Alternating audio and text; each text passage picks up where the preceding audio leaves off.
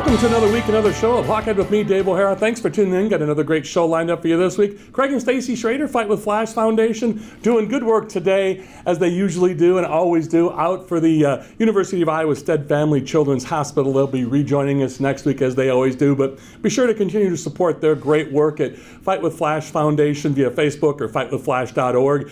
The big show today is Jeff Horner, as you see on the screen, going to be joining me here in just a moment. And then Bill Happel Jr., former Hawkeye wide receiver. And then we'll close out the show with Michael Merrick from the Daily Iowan to talk about some Iowa Hawkeye men's basketball, but also women's basketball, football, all the above. So you see Jeff Horner joining us, former Iowa Hawkeye basketball, playing great. Jeff also now going into year 5, if that's possible, at Truman State University as head men's basketball coach for the Bulldogs.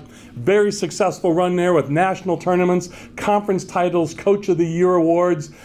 Jeff, besides being the former all-time assist leader and top 10 scorer in Iowa, any meaningful offensive statistical category. As always, Jeff, thanks for joining us, starting off another season on radio and TV with me. TV this time. I appreciate all your years of helping me out and the great conversations we've had. So first of all, thanks as always. And secondly, what a busy time, but how's everything going for you, my friend? Yep, no problem. It's busy time for sure. We end up we leave on a Thursday to go out to Cedarville, Ohio, and open up our regular season games this year against 2 regional opponents, which are, big games to just start off the bat, very meaningful towards the NCAA tournament. I know it's hard to probably understand that when it's your first 2 games of the year, but we're just excited. And like you said, no rest for the weary, and we're excited to get going. Yeah, and Jeff, it's interesting. I want the viewers to know you're out on the road recruiting today outside of St. Louis. We got Jeff parked at a restaurant, so always appreciate his efforts. Let's talk about what it meant to you to go back home last week, back to the University of Iowa, where you spent your playing days. And again, I went through your illustrious career, Big Ten championships, Big Ten tourney MVP back in your playing days. What did it mean to you, and what were some of the thoughts going through your mind? You're the son of a coach. You played for your dad at Mason City High School. You committed to the Hawkeyes to play in your freshman year in high school. You've been a lifer for the Hawkeyes. That had to be something special, but I don't want to speak for you, so take us inside a little bit. What did that mean to you to play at Carver Hawkeye Arena, your team? First off, I just want to thank, Coach McCaffrey and his staff for obviously bringing us back. It's his call in the end to be able to do that. And, they've been great, and we had great conversations. And, obviously I've gotten to know his staff over the years, played in the Chris Street golf outing, this past summer again, which was awesome. But, it just means the world to me to be able to go back to Carver Hawkeye Arena and now as a coach, you're getting older, that type of thing. And as a player, obviously super memorable. You give your blood, sweat, and tears for 4 years there. And, for me, growing up a Hawkeye fan and watching them, to be able to go back and coach and know that, I can still have an impact in that arena, even after I'm done playing, is pretty cool. But more so, I just think it was awesome for our guys to be able to compete there. We have a ton of Iowa guys, and I think it's just awesome for them to be able to compete in that atmosphere and, help us prepare for the season. Jeff, I always joke with you. It's not really a joke. I call your Truman State Bulldogs, I call them Iowa South. You got a lot of Iowa kids on that roster, and legendary Hawkeye broadcaster Gary Dolphin had mentioned it a couple times, Jeff, about how all the Iowa kids are on there, and so that's great to see him. But let's talk about the Hawkeyes this year for a little bit. Obviously, you still watch them closely. You have throughout the years, but you got to see them up close and personal last week. What were your takeaways? Obviously, we know that team can run and rebound. Can they defend? All these questions everybody had. Give us your assessment of what you saw in the Hawkeyes last week. Yeah, I think you're going to see an extremely balanced effort. I mean, they're. Everyone kind of says, well, they lost Keegan Murray, which obviously Keegan, great player. We'd love to have him back if he could. But in the end, now it's time for other guys to step up, including his brother, Chris. And, they really surprised me at just how long and athletic and that type of thing they were. They came out, they switched, pretty much every ball screen, which I thought was, the right way to do it. I'm really excited to watch this team because I think they're going to be extremely balanced. They're long and athletic, and I just think they can do a lot of different things with how they can play. And they got some guys coming off the bench too, which with Bowen and Ulis obviously coming back, and the Dick's kid and Connor coming off too as well. I think that's a strong bench, and if they can get some stuff out of their big guys, their backup bigs, I think that'll be extremely key as well. That's where I wanted to hone in. And a lot of the question marks were, how good can the Hawks be on the ball with guard play and such? We know that they've got the length with Chris Murray, Peyton Sanford, Philip Robracha, all guys coming back and got quality minutes last year. But I think guard play is the big question a lot of people have for this team, and you kind of hit it, Jeff, led by Perkins. Yeah, for sure. I think it's one of those things where that starting lineup, like I said, is super long.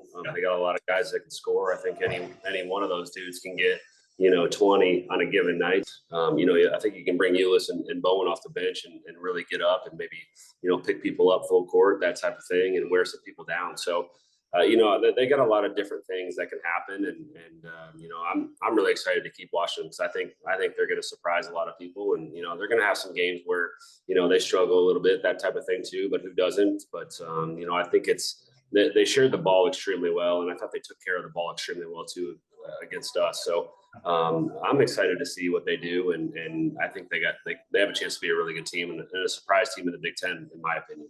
Yeah, I think you nailed it, Jeff. 15 of the 20 top scorers in the Big Ten from last year are gone. So I think you're right. They overlooked this team again this year like they did last year, the media, or some of the players and coaches in the Big Ten. They're going to be in for a big surprise. So let's talk about your Truman State Bulldogs. Again, Jeff Horner, former Hawkeye, playing great, and now going into year 5 as the head man at Truman State. Let's talk about your team a little bit. As Fran McCaffrey mentioned, well-deserved accolades on your part. Again, Coach of the Year honors. You had 3 guys transfer to D1 schools, led by your former Player of the Year and Cade McKnight, an Iowa kid. All the Iowa guys you have on your roster. Let's talk about your team a little bit, Jeff. And I know you're too humble to say this, so I'm going to say it for you and everybody in the basketball world. Jeff Horner is building a mini dynasty, or a dynasty, at Truman State and Kirksville. Jeff, you don't rebuild, you reload. You lose all that, but yet you guys are still coming out big time this year, and a lot of good pub for you early in the season, Jeff.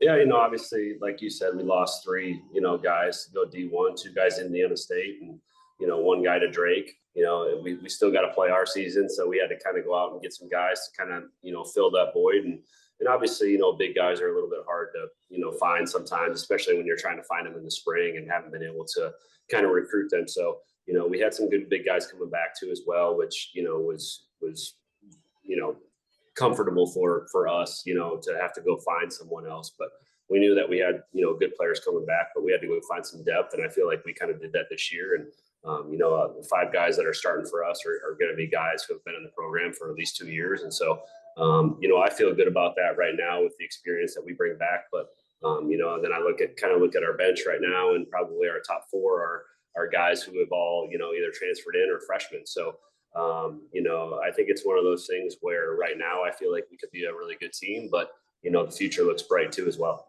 I really appreciate the efforts you constantly put forth in reloading with your team, and expecting another big season in the GLVC conference, but also on a national scale, because you don't duck anybody in the non-con. You're playing nationally ranked teams, as you mentioned, your upcoming road trip. So Jeff, we'll catch up with you next week, and continuing throughout the weeks here during basketball season. Safe travels, good luck to you, and thanks for joining us today on the road. I greatly appreciate it. You're out recruiting, so thank you, Jeff.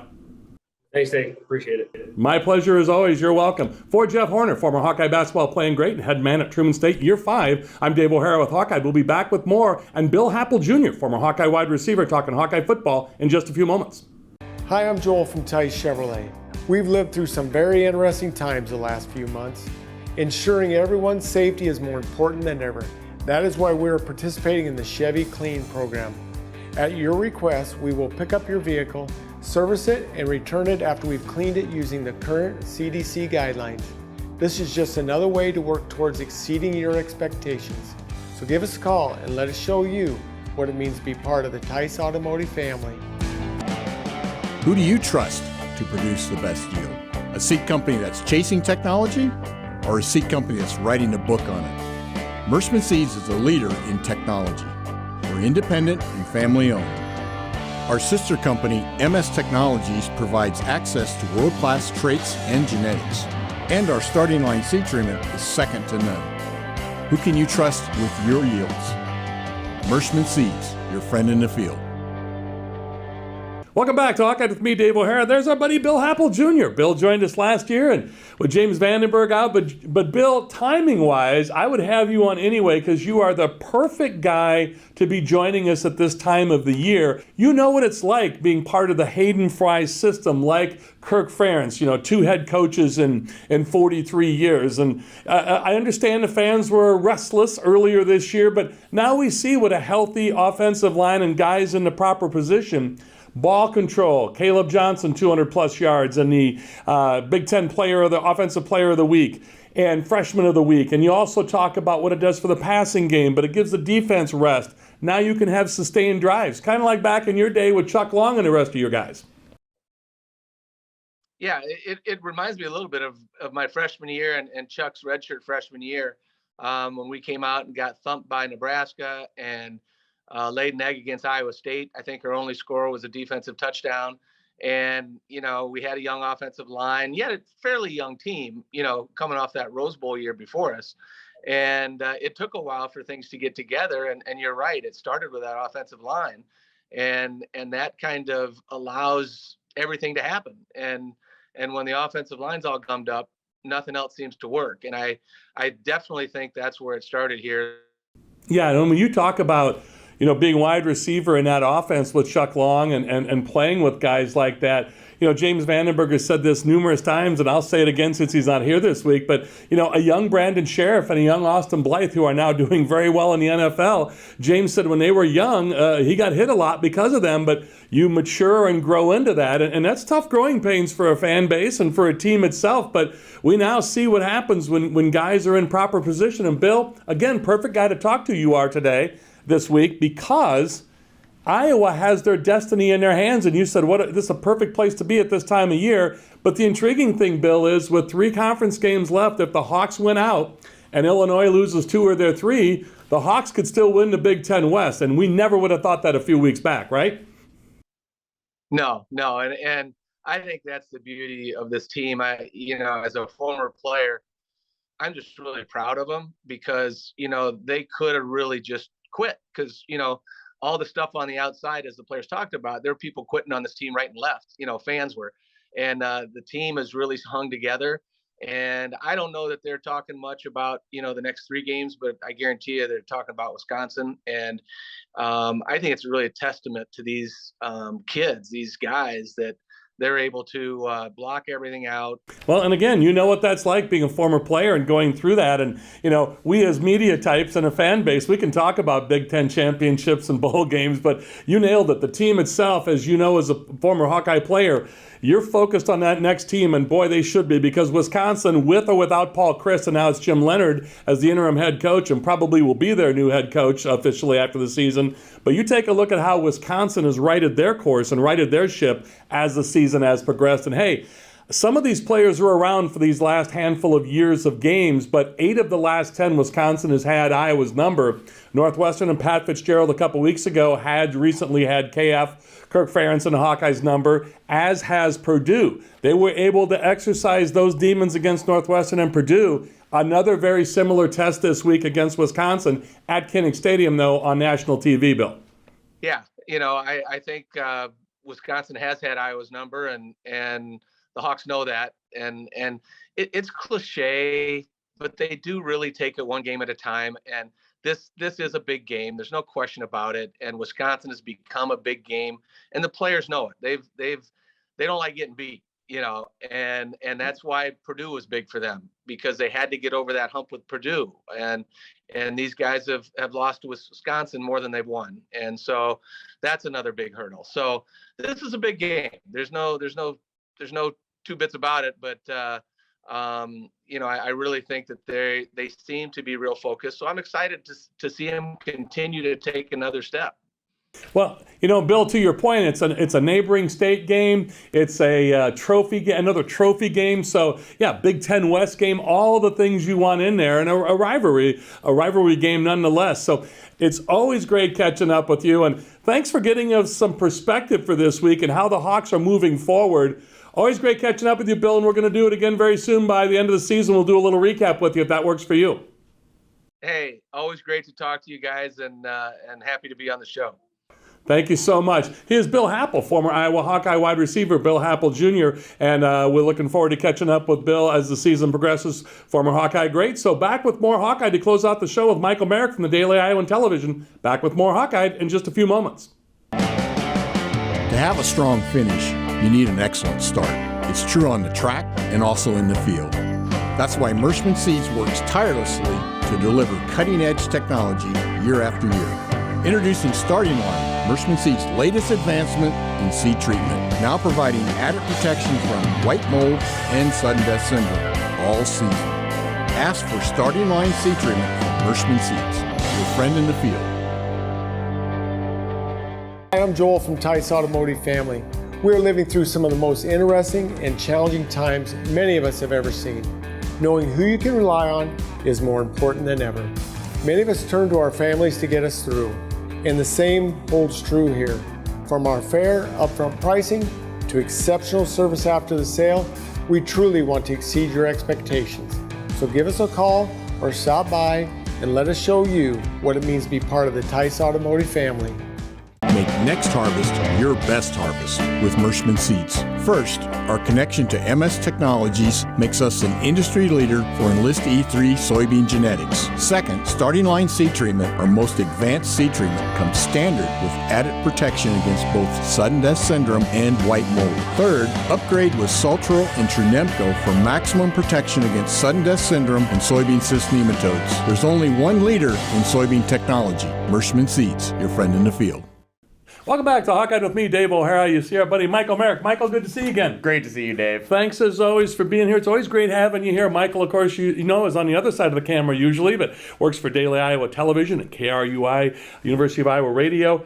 You got a lot of coverage, by the way, folks. He now works for ESPN Plus. You're calling games, women's games, men's game. You're going to be calling men's basketball with Jess Settles upcoming. But let's talk Iowa Hawkeye women's basketball for a minute. We talked with Jess Settles last week about Iowa Hawkeye men's basketball. Today with Jeff Horner. We've talked Hawkeye football with Bill Happel Jr. Let's you and I talk Caitlin Clark and the Iowa Hawkeyes and Bluter's bunch. Fire away, Michael. Well, I think that this Iowa women's team is showing everything they need to be showing through their exhibition and their first game, which was played last night against Southern, the second of the doubleheader. That game was actually what I viewed as a perfect opening night for the Hawkeyes. They did really struggle in that first quarter. It was a mucked up game. Southern played their style, which is very aggressive. Last year when the two teams played, they had 29 fouls, Southern did. This time they're right around 20 again, a little bit less than last year, but that's how Southern plays. There was 14 total fouls from both teams in the first quarter, alongside 13 turnovers, and the Hawkeyes just scored 15 points. But after that, Caitlin Clark and the Hawkeyes really woke up, outscored Southern 28-5 in the second quarter, and you really need that as a team. This is a Hawkeye team. They're not going to see a lot of teams that play that aggressive on defense. It'll be more refined aggression in the Big Ten, but when you get that, you get a team that kind of gets in your head a little bit, plays that really aggressive style, forces you to not really play your game. That's just a perfect way to start the season because now the Hawkeyes have already faced some adversity. Man, I'll tell you what, you've got the starting five, obviously, the law firm of Clark, Sonano, and Warnock, and Martin, and Gabby Marshall, but then you've got bench help now. You've got a local Cedar Rapids product who's doing very well as a true freshman, Cedar Rapids, Washington product. You got a lot of bench help. Depth is going to be key this year for these Hawkeye women. You know, Michael, obviously the player of the year in most people's eyes coming back, Caitlin Clark for her junior year. She had 20 last night. Again, we record this on Tuesday afternoon, November 8th. Had 20 against Southern. Zanano had 10. Obviously, they gave other players minutes, but a lot of depth this year, Michael. Yes, definitely. And you mentioned it with the Cedar Rapids native, Hannah Stuelke. I really think she could blossom this season. Awesome. What I see from her, I talked about it on the broadcast last night on Big Ten Plus, was she's very Keegan Murray-esque. Very similar roles that they come into with their team. Obviously, Keegan Murray came into the Luka Garza, Joe Wieskamp era of the Hawkeyes. He knew his role. He was an off-the-bench player, but you saw the smoothness in his game. You saw the athleticism. You knew that Keegan Murray could be something. Obviously, we didn't think he'd be the best player in all of college basketball last year, but we saw that, and I see a very similar thing with Hannah Stuelke. Wow. If you watched her exhibition game, she tied Caitlin Clark for the leading scorer in the game. She went 8 for 10 in that that one. Now, I think she's only had about 2 or 3 assists in those 2 games, but the vision is there. She is making passes. When she does get doubled in the post, she is making those cross-court skips. I really think Hannah Stuelke, over her time as a Hawkeye, will prove to be one of the best players. You know, Michael, the insight that you bring sitting courtside, and again, folks, by the time this show airs, Michael will call the next Hawkeye women's game on Thursday night at Carver Hawkeye Arena for Big Ten Plus, as well as you and our buddy Jess Settles. You're calling Friday night's men's game against North Carolina A&T. You've got some other wrestling matches you're going to be covering for Big Ten Plus for the Hawkeyes, which starts on Sunday, their season does. So there is so much going on in your world, but let's send you back to a little bit of football. You had media day today with the players and coach. Not a whole lot was said. It looks like Terry Roberts is still out as a defensive back. But other than that, the Hawks seem, I can't believe I'm going to say this to you going into the Wisconsin game this late in the season, but they seem relatively healthy. Still no Keegan Johnson as well. Yeah, so a lot of people have been coming back, and this is a rejuvenated Hawkeye squad. It feels like, obviously, we've seen the offense really spark the last 2 weeks. Finally, Caleb Johnson has been getting the touches that a lot of Hawkeye fans and media members were saying that he should be getting. And the offensive line, wow, did they really improve and impress against Purdue? Felt like that was the perfect week to play Purdue with all the conditions going on. All the wind going against a pass-happy team. Definitely never plays against the Hawkeyes in that situation. But the key of injuries and the players coming back is huge. The wide receiver room outside of Keegan Johnson is finally starting to be healthy. Deontay Vines has been making his presence known at the wide receiver room. And Iowa, the players said it, everyone said it. We had them all dead in the water 2 weeks ago after the loss to Ohio State. And you said it earlier on today's show, but they almost controlled their own destiny, just hoping that Illinois can either fall to Northwestern or Purdue, because we do assume they're going to lose to Michigan just like us. But one more of those losses, and the Hawkeyes could find themselves in Indy again. Big Ten West title. How crazy is that? But let's handle business first. As you mentioned, you got to beat Wisconsin at home this Saturday on national TV, FS1. And then, of course, the Minnesota game at Minnesota, and then closing out Black Friday against Nebraska and at Kinnick Stadium. So 2 of those 3 at home. You know, the intriguing thing you mentioned, too, what a role reversal it was. Last year's Purdue game, you know, Purdue kind of blew out Iowa handily at Kinnick, and everybody thought, man, that was, top 5 ranked teams, and Iowa fell flat. This last week, the exact opposite. Iowa wins 24-3. The offense had sustained long conditioned drives.